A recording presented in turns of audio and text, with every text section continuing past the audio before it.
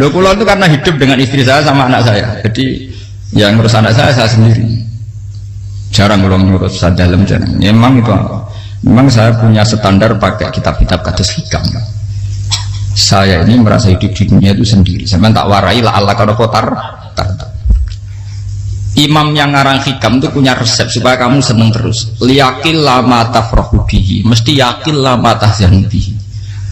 Usahakan sedikit sekali apa yang bikin kamu seneng, maka akan sedikit sekali yang bikin kamu susah. Jadi misalnya kulo nih, jadi kiai misalnya cari wong ya kulo kiai wong alim, jelas nak ngalim ngalim, nak kiai rapati ya, nak ngalimnya jelas. Tapi nak kiai rapati, nah kan kiai tapi orang ngalim. Nah kulo nak darah wong alim malah beliau jelas. Nak kiai rapati ya, kulo rapati nurut, tapi aturan masyarakat rapati nurut. Nah sampean kiai tapi orang nopo ngalim. Ya betul. Enggak, ini memang bedanya jauh. Ya mungkin lebih kiai sampean cara derdek-derdek dongo meyakinkan sampean. Tapi cara artine dongo piye paham kulo. Lha boten iki nyata, sampe rasa tersinggung napa barang-barang napa nyata. Nah, kulo sering ditakoki kiai-kiai masalah. Resepnya apa jenis? Konjinan rata susah, dal kita rata wiridan, rata mohon sisip. Resepnya ilmu itu gini kata hikam. Ulama yang kayak hikam itu pernah ngarang kitab tuh saking syukurnya entah saking angkuhnya terserah ngomentari. Kamu harus yakin bahwa di sisa hidup Anda itu tidak akan maksiat lagi. Sehingga kalau kamu ditakdir maksiat, anggap saja akhiru maksiatin kudirat alaika. Anggap itu yang siapa yang menganggap mohal bahwa dia tidak akan dosa sampai mati, berarti menganggap Tuhan itu lemah. Karena cara berpikir kita kan bayangkan hidup itu 40 tahun lagi. Misalnya saya sekarang umur 40, bayang umur kadang 4 tahun meneh. Sampean misalnya umur selawe, bayang selawe tahun meneh. Sehingga nganggap dalam durasi selawe tahun kok orang maksiat kan mohal. Apalagi sampai sudah tahu maksiat itu bakat tempah. Ya maksiat ya kelas-kelasan, nak bikin pacaran. Nak wong iso mau mah yo nakal, nak sing setengah soleh ya berbau proposal ya sesuai kontaknya dhewe-dhewe. Itu kan urusan masing-masing. Ya itu kan urusan masing. Wae waktu sabu ala wong ngono ora ono sing roh wae waktu sabu. Ala. Ngrobongan wali songo, mbok kangen wali songo, mbok golek selisih wae napa? Alam. Sing roh pangeran tiap. Mbok kangen wali, mbok golek selisih margin. Niku pokoke wae napa? Ya, itu kan urusan jenengan mbek pangeran, mboten urusan kula. Tapi tetap saya sebagai ulama mengingatkan, niat itu ditoto. Begini, ulama dulu tuh ngitung hidup itu hanya 2 menit 2 detik, sehingga dia ya gampang saja. Kayak imam, kayak kanjeng Nabi itu, ya Rasulullah kenapa tidak menyediakan makan untuk besok? Loh, saya itu tidak yakin kalau hidup saya sampai besok. Ya sudah begitu cara, ya sudah tenang saja. Kalau sampean kan bayangkan hidup 4 tahun lagi, 5 tahun lagi, sehingga arah mangan ya wedi tenan. Padahal bolak-balik zaman cilik arah mangan tetap wedi. Jadi cara berpikir Nabi itu begitu. Begitu juga cara pikir sahabat, cara pikir ulama-ulama yang waras itu begitu. Loh, saya itu pernah melarat di Jogja, zaman pertama merantau. Itu kalau santri saya bilang, Gus kok tidak punya beras, tapi apa yakin nak sesuk urip palu. Gue butuh mangan sesuk, anak sesuk ijek napa? Cara berpikir ulama itu begitu. Sehingga melihat maksiat juga gitu. Alhamdulillah aku ijek urip 1 detik, 2 detik, 2 menit. Sehingga hidup. Dan itu sudah cukup untuk lafadzkan la ilaha illallah. Makanya kata ngarang hikam, betapa murahnya Allah. Surga itu hanya bisa dibeli dengan 2 menit. Karena surga itu senilai la ilaha illallah. Miftahul jannah la ilaha illallah. Itu cukup 1 menit. Berarti surga itu regane mau 1 menit. Dan karena dia nganggap hidup itu 1 menit ke depan, la ilaha illallah, ya sudah. Dia ngitungnya hidup itu per menit. Kalau sampean kan enggak, per 10 tahun, per 20 tahun. Sehingga kriminal betul, cara pandang sampean itu kriminal betul. Sehingga bayang kudu di duwe, kudu di bojo, nak kiai kudu di pengaruh. Nah kalau saya enggak, saya meskipun enggak sehebat itu, tapi mewarisi keilmuan mereka. Jadi misalnya saya jadi ulama, itu bayang dong, di santri musito. Islam pokoknya ke Ahmadiyah ya gitu saja. Ya pokoknya ya sudah gitu. Orang bayangno santri sing pampinan takwa khusyuk salam tempel demen gelo, demen apa? Lo tanyakan santri-santri saya itu mungkin belum pernah nyuruh istri saya bikin kopi. Bisa dihitung. Karena saya itu sederhana saja. Misalnya saya pergi dari Jogja, ini yang nyata salam. Bayangno bojo wis maca gawekno kopi, bukakno lawang malah kecewa. Seperti umumnya orang kan gitu. Semerantau ada gak bojoku nyuambut, digawekno kopi, digodhogno banyu hangat teman, bareng teko bojone wangep kukur-kukur. Karena tarifnya dia ideal, maka mudah kecewa kalau itu tidak terjadi. Nak kula mboten, sebayangno kaya Yogya bojoku cek uta Islam, nak salat 5 bulan ya sudah gitu. Pakai standar-standar yang minimalis. Saya dari rumah bangun sampai ngaji ya, pokoknya melek, terus ya sudah nak sholat demadem nopo, mulanya sudah gitu. Andai kan saya pakai standar maksimal, maka akan mudah kecewa. Rasulullah juga begitu. Rasulullah itu ngadepi Sayyidah Aisyah, itu ya begitu ngadepi Hasan Husain. Sehingga tidak ada cerita Nabi mudah kecewa, betul. Karena Nabi bayangkan anak istrinya itu ya minimalis sekali, urusan dunia loh maksudnya minimalis sekali. Misalnya Nabi pagi-pagi tanya, ya Aisyah apa ada sarapan? Enggak ya Rasulullah, ya idzan asumu kan itu saya puasa. Kalau sampean usul-usul lah digekno kopi wong wedok opo? Itu kan repot. Muni-muni itibak sunnah Rasul tapi enggak pernah sampean mendekati sunnah napa? Rasul. Sehingga ya tenang saja Nabi. Saya tahu alhamdulillah bisa niru dalam gitu-gitu tuh bisa. Makanya ini kiai muda paling enjoy. Banyak kiai-kiai yang sepuh itu kalau urusan gitu konsultasi Mas. Gus resep apa kae? Niki kula resep era dekarep.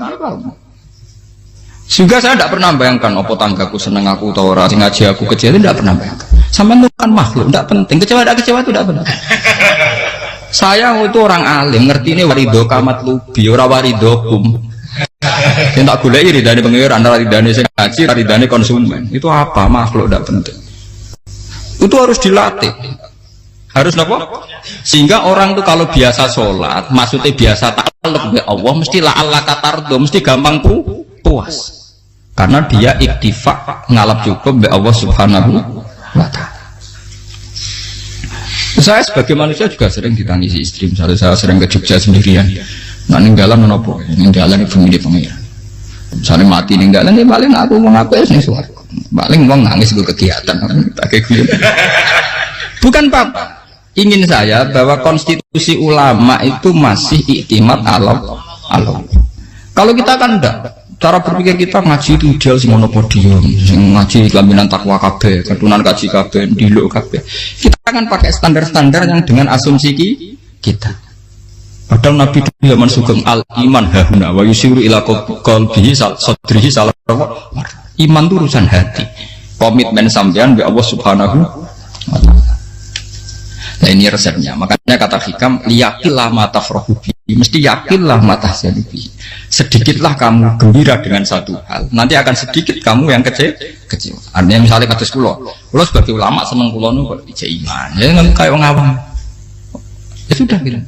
Jadi misalnya suatu saat kula jatuh, yang ngaji saya gak seneng jadi kubeding. Wong sing seneng kula bubar kabeh. Kula ora susah, miskola darah bener. Gus saiki jenengan ora seneng. Ya tenang saja.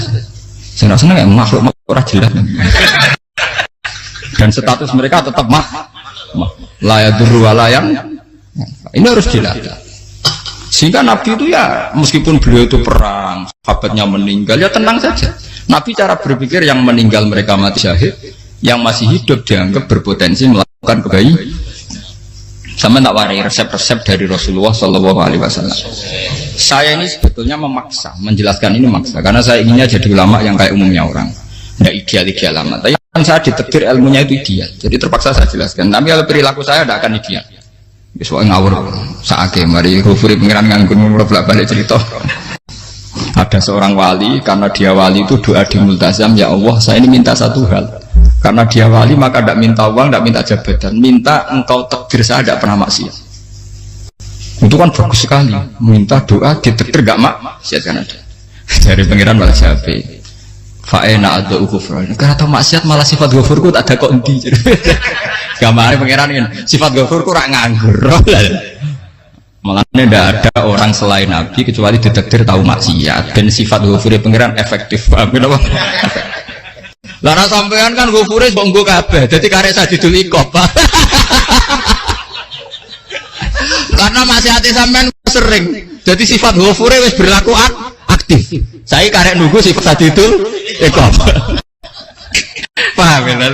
Itu beda dengan wali-wali. Sifat sadidul iqab mau aktif, mereka tidak punya dosa. Malah pangeran bingung gak kok sifat ghafure. Apa apik tak dakoki ghafur ora tau dosa. Didakoki sadidil kok gak tau maksiat. Jadi pangeran malah sing bingung. Nak kowe ora tau maksiat ghafur kok tak dakoki. Kok ora tau maksiat wong iku ora tau apa? Didakoki sadidil kok gak mungkin atau maksiat. Lah pangeran ape dakok ghafur kan syaratnya dosa sik. Sampeyan kan walian. Ghafure wis dientekno. Keseringan kepake, paham ya? Karek nopo? Karek sadidil ikom. Ya itu memang standar Tuhan.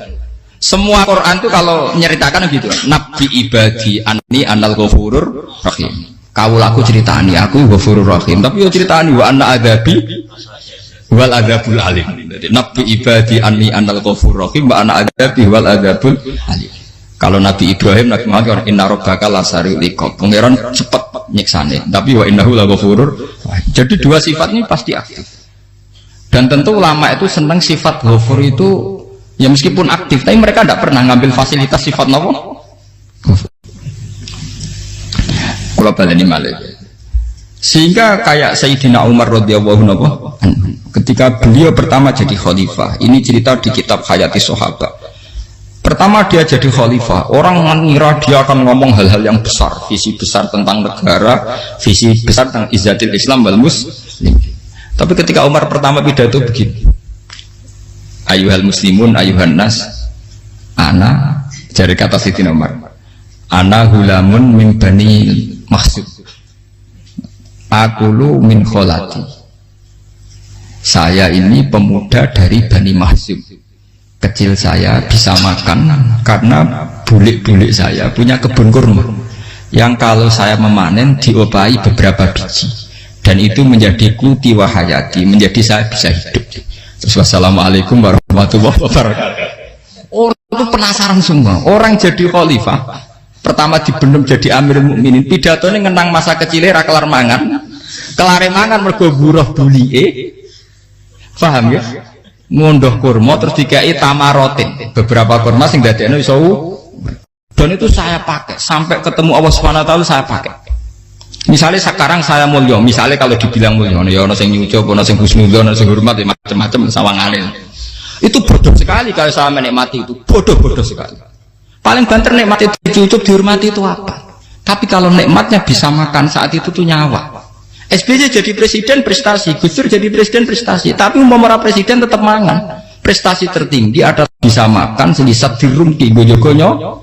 Makanya Umar mengingatkan, sebetulnya nikmat tertinggi saya itu tidak saat saya jadi khalifah, saat itu kok aku iso mangan, coro gak aku mati. Paham ya? Jadi itu luar biasa. Kita ini kan menjadi angkuh karena ngitung nikmat itu yang besar-besar, punya prestasi, punya. Kalau saya enggak ngitung nikmat ya kelar mangan gak mati, kan gampang. Sehingga saya tidak mudah kecewa karena tarifnya minimalis, gak gampang apa? Jadi misalnya kalau kapan-kapan kok berhubung, Gus ini Tuhan rasanya jangan ngeten-ngeten. Oh makhluk itu ya gak apa-apa. Kalau disetatuskan kiai kan seakan-akan ngomongnya sakral, seakan-akan mandi. Tapi nak tak status, oh makhluk itu ngomong-ngomong ya sudah kan. Menjadi kan sudah distatuskan sebagai apa?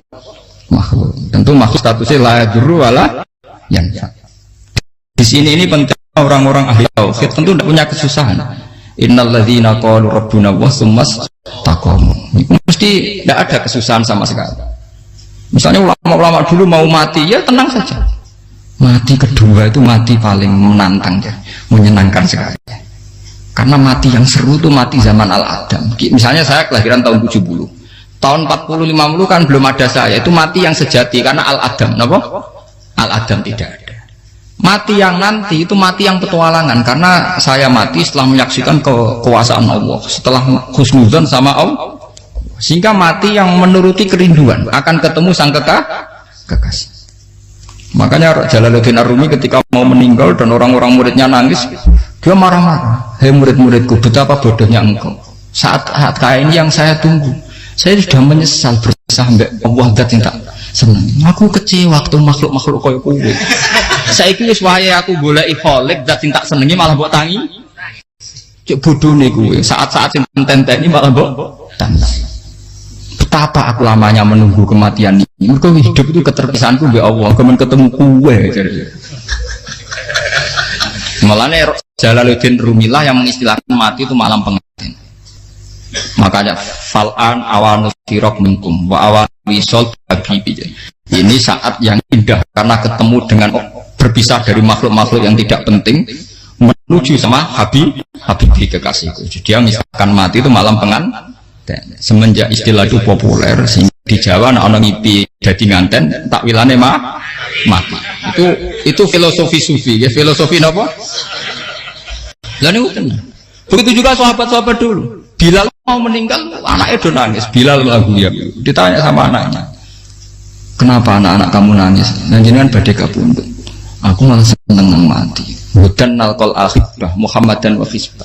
Aku nak urip ketemunya mbek kowe terus. Malah nak mati ketemu Nabi Muhammad. Hudan nalkol akhibah Muhammad dan Wafisbah. Nah, dengan cara pandang begitu maka hidup itu enjoy saja.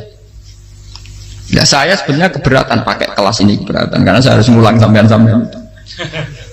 Ya makanya potensi kayak saya tentu mengurangi jadwal ketemu. Makanya saya mohon kalau tidak penting itu jangan sungkan. Anggap saja itu bagian dari hormat saya. Ya minimal sampai misalnya di dua sekretari gue jajan pentolan enam lah apa mau gue suwan bareng malah repot. Gue ganggu uang anak peleleran pak. Nah misalnya sampai kepentak kok hukum, uang nak pinter, hukumnya takokan ya ringan, takok kita tanggam paling bisa. Karena pertanyaan yang ringan tentu ya ringan-ringan saja kan. Gak perlu kiai kali ber. Sampai rasa GR. Lo pertanyaannya angel Gus, gak ada sing iso jawab. Uang nak ralim tahke, ku pertanyaannya ya ora patimu itu. Iku wis kangelan ngoten. Ini mboten ngenyek tapi padha enak. Padha apa? Makanya kalau latih. Jadi hikam sendiri itu ada manhaj, ada metode. Kalau orang supaya tardo, liyakil lama tafrohubi, yakil lama tahsen. Anak saya itu kalau habis main pulang, itu saya senengnya pol. Istri saya pernah jangan. Gus, anak mulai senengnya dek biro-biro, anak-anakku gemulai nih ngomah, misalnya terus biasa. Saya terus anakku lo main mulai itu seneng. Biro-biro anakku mulai nih ngomah. Dipanggil anak saya bapak itu senengnya tak boleh. Biro-biro ada yang manggil bapak. Jadi saya pakai standar minimalis. Saya tidak pernah pakai tarif. Dia anak yang ideal dihormati orang. Sementara anakku sujud nih pangeran, ngerti pentingnya mau tasbih. Makanya anak saya tak namakan tasbihah semua. Itu ya sudah selesai. Saya tidak pernah bayangkan anak saya jadi kayak besar dihormati jemput. Mari gampang kecil. Ya sekolah kan Sayyidina Umar. Saya pemuda dari Bani Mahzub. Yang kecilnya bisa makan karena buruh bulikku. Akal tuh tamarot. Wah itu saya baca tuh nangis betul. Betapa hebatnya Sayyidina Umar. Mengingatkan ulang bahwa nikmat tertinggi itu ya makan karena makan kaitannya nyawa. Orang jadi bupati enggak jadi bupati tetap makan. Jadi kalau ngatain saya tarifnya minimalis sekali. Oh, kalau orang sudah makan gitu lah Allah kata mudah sekali. Tapi kalau sampai tarifnya ideal harus di mobil kudu sangune akeh. Mosok gue mobil gak sangu akeh. Barang gue sangu akeh kudu gue penderek. Mosok kiri lu juga kok tanpa penderek. Penderek maju. Mosok ora kena dikeloli jadi malah repot. Akhirnya gue wong ayu. Harus selingkuh dijari sing we. Itu perkara meneh. Ngomong nuruti tahapan-tahapan duniawi makanya resep kalau ingin itu kon sholat, maksudnya sholat itu dihayati secara tauhid ya, dihayati secara tauhid. Misalnya inna sholati wa nusuki wa mahyaya wa mamati lillahi rabbil alamin. Itu akan pasti Allah kata pasti mudah melihat alam ini ridho. Ini satu sekelumit ya, di resep orang ulama yang saya meniru beberapa di kitab Hayati Sahabat, di kitab Hikam, dan meniru terutama ini semuanya sanad dari Rasulullah Shallallahu Alaihi Wasallam. Makanya suatu saat Nabi itu kagum. Abdullah bin Mas'ud itu jalan dan dikawal oleh beberapa malaikat. Terus Nabi itu heran. Ya kenapa itu selalu mengawal kamu? Kata Abdullah bin Mas'ud, ya Rasulullah, inilah akhtu khutwatan illa wa azunnu alla akhtu wa ukhra wa ma aqaltu luqmatan illa wa azunnu alla alqamu ukhra. Saya itu tidak pernah melangkah kecuali saya tidak pernah yakin apa betul saya bisa melangkah lagi. Jadi perlangkahnya itu dia iktimat Allah. Dan saya tidak pernah mengunyah satu kunyahan kecuali saya tidak yakin apa betul saya bisa mengunyah lagi. Setiap kunyahnya tetap semuanya ada Bismillah.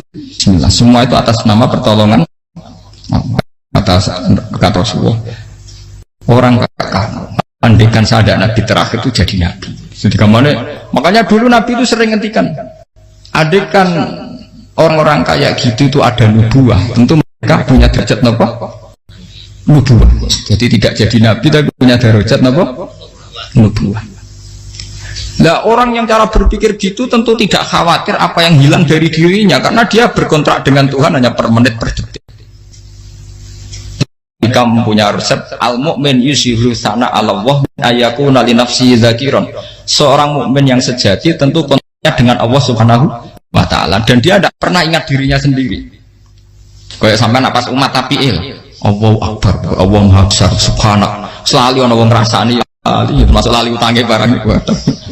Tapi yang jelas kan menjadi enjoy dengan dirinya sendiri. Paham ya? Menjadi enjoy dengan dirinya. Karena dia tidak sering punya kontrak dengan makhluk. Nah ini maksudnya Allah kau. Janganlah Allah kata kamu pandang. Apa nak sholat terus kabul kajar. Apa nak sholat terus untuk duit ya ber. Karena cara pikir iso aja nak duit ya. Duit ya. Dan ini resep ya. Dan resep ini dari ulama-ulama yang istinad ila Rasulullah Shallallahu Alaihi Wasallam. Karena kalau Nabi itu memang cara pandang. Aisyah itu pernah ditanya. Ya, saya ini ingin makan apa daging yang dari sahabat ini masih, wah ya Rasulullah sudah habis karena tak kasihkan tetangga. Itu Nabi tidak marah-marah, malah bilang kamu benar Aisyah, biru yang kamu kasihkan tuh yang masih. Kau nak daging dipangan dewe kadang nuruti nafsu, nak dikekno wong sudah kau nuruti perintah pengen. Jadi kanjeng Nabi beneran Aisyah dagingnya ijek, mungkin orang tiang malah ijek, sing gue sudah kau malah sing ijek. Cara berpikir Nabi itu begitu. Tapi tahu-tahu disederhanakan sunnah Nabi serbanan. Nah itu kan ya memang itu bagian dari sunnah Nabi, tapi sunnah seharga 10.000. Paham ya? Ya monggo mawon sampean sunnah Nabi serbanan gitu, tapi itu sunnah yang bisa dibeli dengan murah. Hakikatnya sunnah Nabi itu rata-rata bentuknya perilaku. Napa?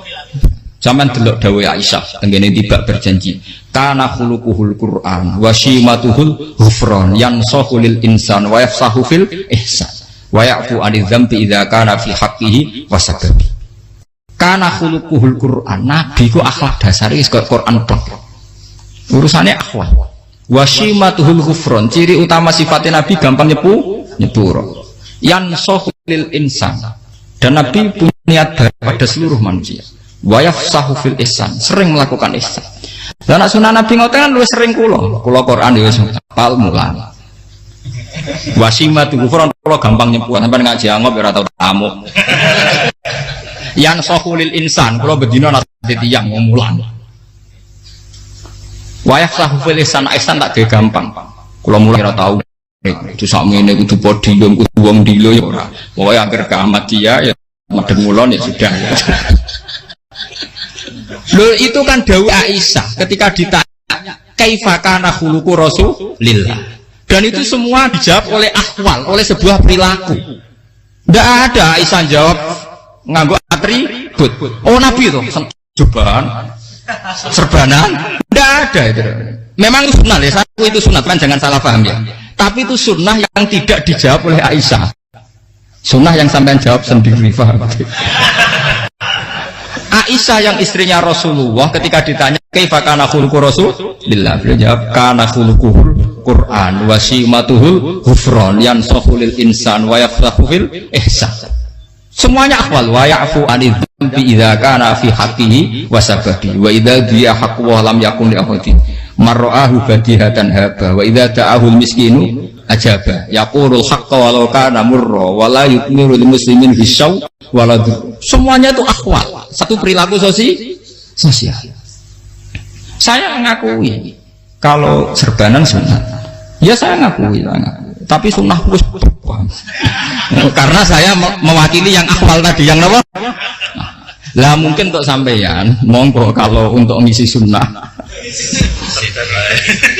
Tapi mbok ya adil itu.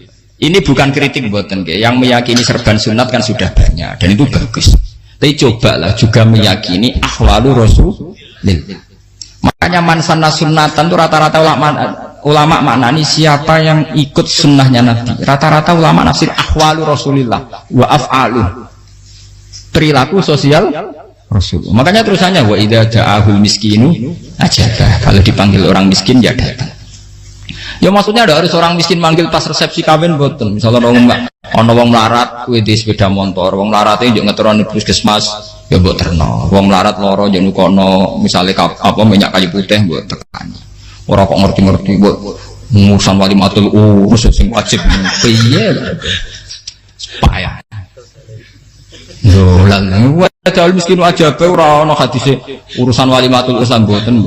Kalau orang miskin manggil ya dalam riwayat hadis ya Nabi sering dipanggil orang miskin ya Rasulullah mbok datang ke rumahku ada apa terus ya Nabi saya tuh ingin rumahku sing elek jenengan nanti sholat tembriku ya Nabi datang ya sholat saja ya harus jaman fi ayyi makan dan arad ta an usolliya fi kamu di tempat mana kamu seneng sholat tembriki ya Rasulullah ya Nabi sholat sing undang ya waras pisan kenangan mek Nabi kok mae dienggo sholat Nabi ampean tahu tanggung kiai pun sholat kon promosekno anakmu iku paham ya itu nggak nunggu kersane ketampi PNS padahal kiai ini dia anak era PNS kalau dulu kan sahabat ngundang Nabi itu ya gitu ya Rasulullah saya itu ingin sekali engkau sholat di rumahku fa'takhidahu musallan kemudian tempat yang pernah engkau sholati mau tak pakai musola pribadi makanya masjid kiblat itu rumahnya sahabat karena dulu Nabi pernah sholat di satu tempat adalah ono perintah tahlilul kiblat itu di rumahnya sahabat.